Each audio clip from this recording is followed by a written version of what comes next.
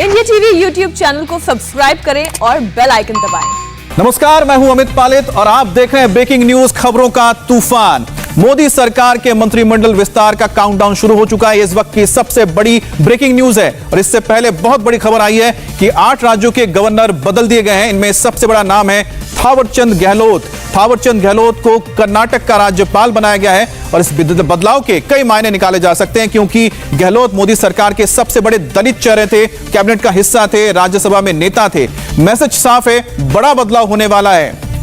तो इस वक्त की बड़ी खबर आपको एक बार फिर से बता देते हैं कि कई राज्यों में गवर्नर बदले गए हैं। उसमें सबसे चौंकाने वाला नाम है थावरचंद गहलोत का, जो केंद्र में मंत्री हैं। अब उन्हें कर्नाटक का गवर्नर बना दिया गया है।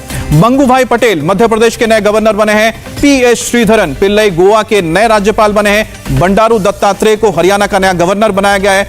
रमेश बैस झारखंड के नए गवर्नर होंगे और सत्यदेव नारायण आर्य त्रिपुरा के नए गवर्नर बनाए गए हैं। लेकिन इसमें सबसे चौंकाने वाला नाम एक ही है, वो है थावरचंद गहलोत, जो केंद्र में मंत्री हैं, राज्यसभा में नेता हैं। उन्हें गवर्नर का पद दिया जा रहा है कर्नाटक का। और सबसे बड़ी बात यह है कि जब अटकलें चल रही हैं कि कितने चेहरे आ सकते हैं, 20 चेहरे आएंगे जो नए चेहरे हिस्सा बनेंगे कैबिनेट का, क्योंकि कैबिनेट का विस्तार होने जा रहा है। ऐसे में जो पहले से मंत्री हैं, क्या उन्हें भी बदला जा सकता है? एक संकेत तो आ गया है, क्योंकि थावरचंद गहलोत जो कि एक बड़ा एससी चेहरा थे बीजेपी के सरकार में, उन्हें अब गवर्नर बनाया जा रहा है कर्नाटक का। और उनकी जगह कौन आएंगे, इसको लेकर भी अब अटकलें तेज हो रही है।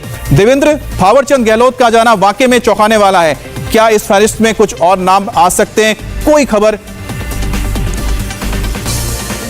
और देखिए, निश्चित तौर पे नाम आएंगे उनके जगह पे, लेकिन इसमें बहुत ज़्यादा चौंकने वाली बात नहीं है। लगभग 73 साल के थावरचंद गहलोत हो गए थे, बीजेपी के पार्लियामेंट्री बोर्ड के भी सदस्य हैं। हाल के दिनों में आप देखें तो बीजेपी में ये सोच बनने लगी है कि अब इसके बाद की पीढ़ी के नेताओं को आगे करने की ज़रूरत है। 75 ईयर्स का जो कैप लगा था, उस 75 ईयर्स के बाद आप देखें तो एक कंटिन्यूस प्रोसेस के तहत ये आगे किया गया है, जिसका नतीजा आपने देखा कि बीजेपी के राष्ट्रीय अध्यक्ष के तौर पर जेपी नड्डा को कमान दी गई है। पूरे देश भर में बीजेपी के संगठन में जो राज्यों की बात कर लें, जिला की बात कर लें, ब्लॉक्स की बात कर लें, तो उनका जो अध्यक्ष बनाए गए थे संगठन के, उनका एवरेज एज देखिएगा तो 50 से 55 के बीच में था। तो जाहिर तौर पर थावरचंद गहलोत पे भी आप समझ सकते हैं कि शायद उसी हिसाब से निर्णय किया गया है कि अब इसके बाद आगे कौन सा बड़ा दलित चेहरा होगा और वो उस दलित चेहरे के लिए ये जगह खाली करनी होगी। अब मैं आपको बताऊं कि महत्वपूर्ण इस लिहाज से बहुत ज़्यादा है कि बीजेपी पार्लियामेंट्री बोर्ड के ये सदस्य हैं थावरचंद गहलोत, राज्यसभा में पार्टी के नेता हैं, केंद्र में दलित फेस हैं, और अगर ये जगह खाली की जा रही है तो जाहिर तौर पर बीजेपी अब उसके अगली पीढ़ी के किसी दलित चेहरे को बड़ा बनाएगी। जैसे